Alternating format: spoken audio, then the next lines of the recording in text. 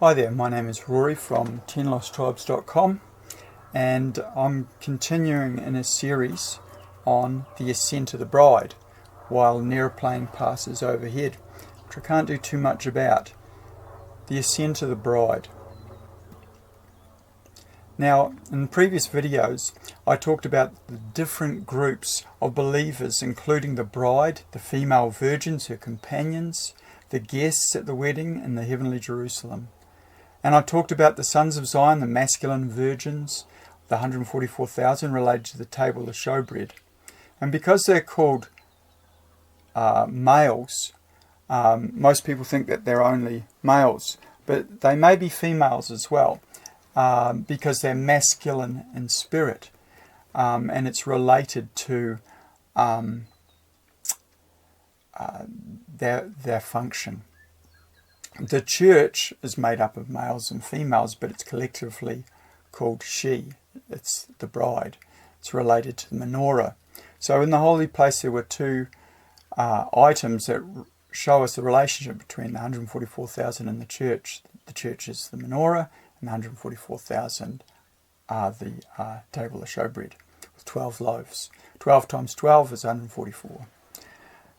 So also, I talked about the fact that there are two witnesses. These are the two olive trees, the two cherubim in the Holy of Holies.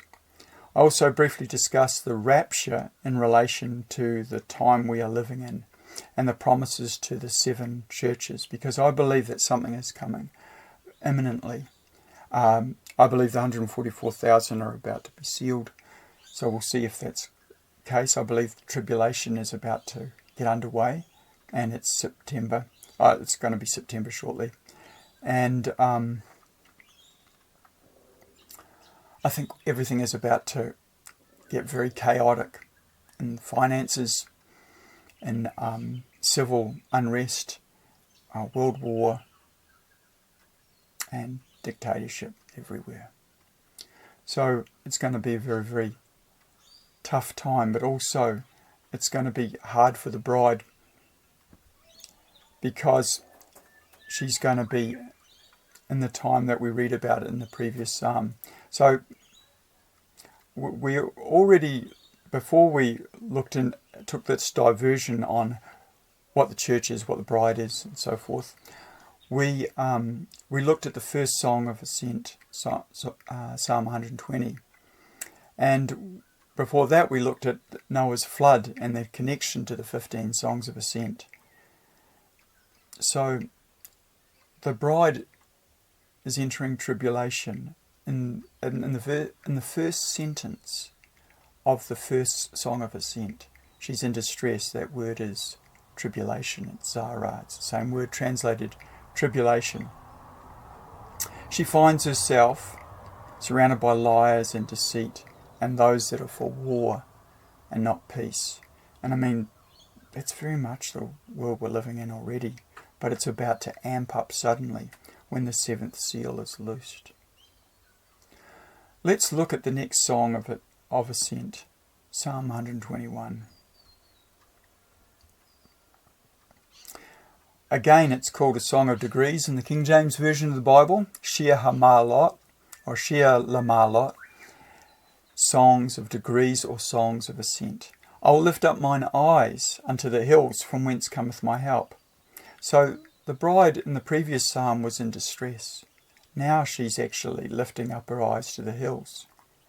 She's on the run. She's moving out of town. She's heading to the hills. People read these psalms and they don't know that they're prophecy.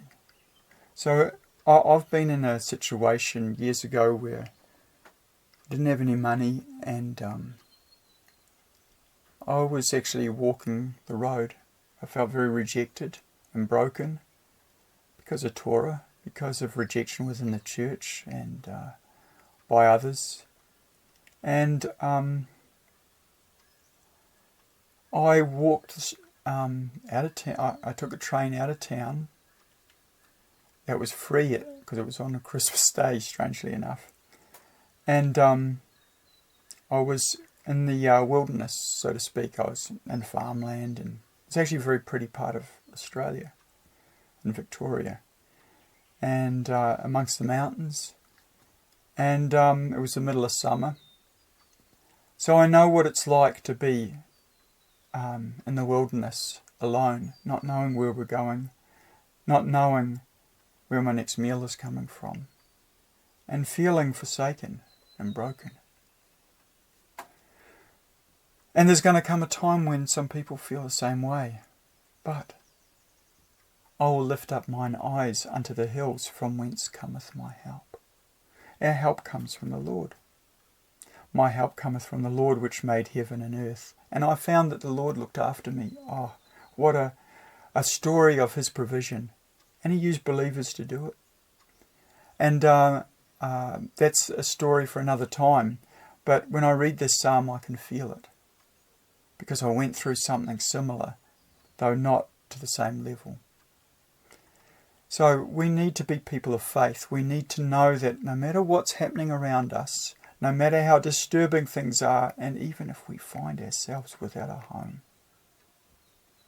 we will look to the Lord, which made heaven and earth.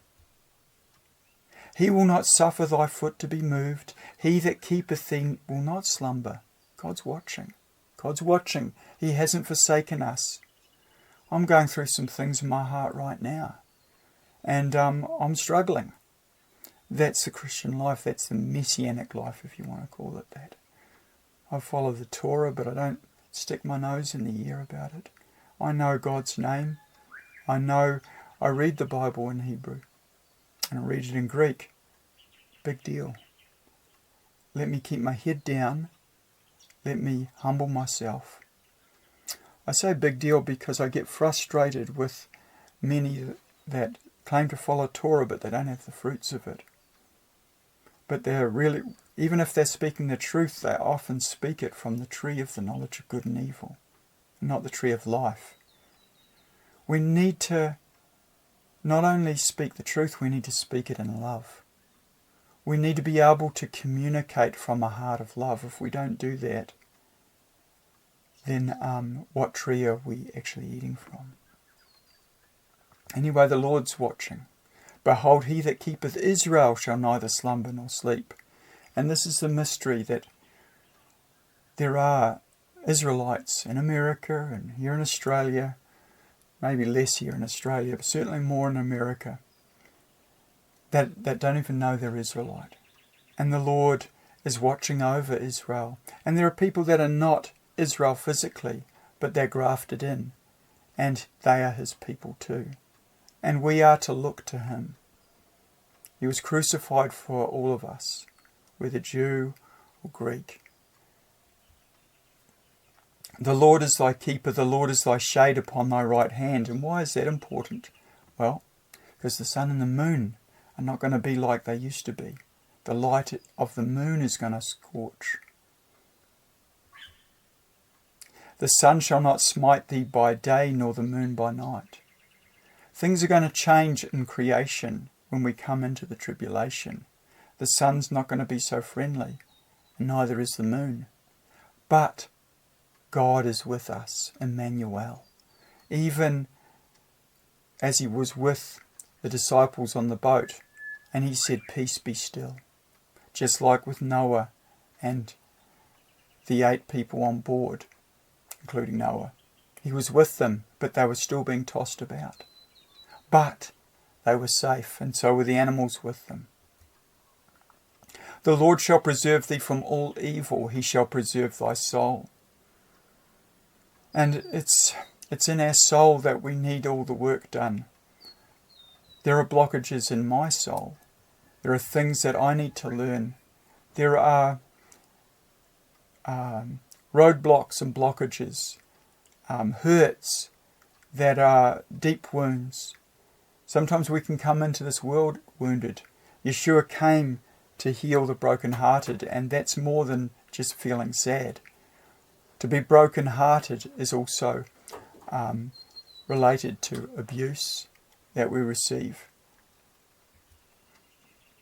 The Lord shall preserve thy going out and thy coming in from this time forth and even forevermore. Isn't that comforting? Just imagine you're leaving your city, you're leaving your town, You're going to the high hills and you don't know where you're going.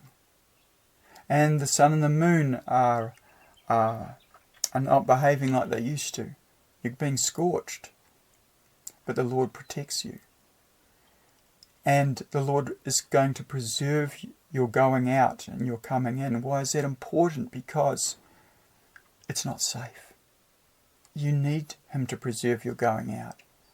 You know, when we're living in a country that has laws and we have police and they are protecting us, we don't have to worry about those sort of things quite so much. But now the protection is coming off, but not for the woman, not for the bride. She is being protected. The Lord is keeping her because He's keeping covenant. She's not raptured if she's down here, but she's being protected because you belong to the Lord. Now, all of these psalms are in the context of this tribulation period with the ark here. And I'll go into this in greater detail in future talks.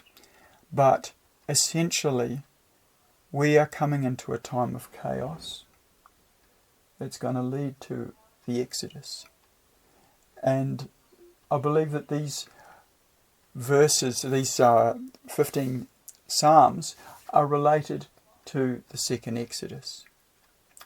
And we'll discuss that in later videos. So thanks very much for your patience, and God bless.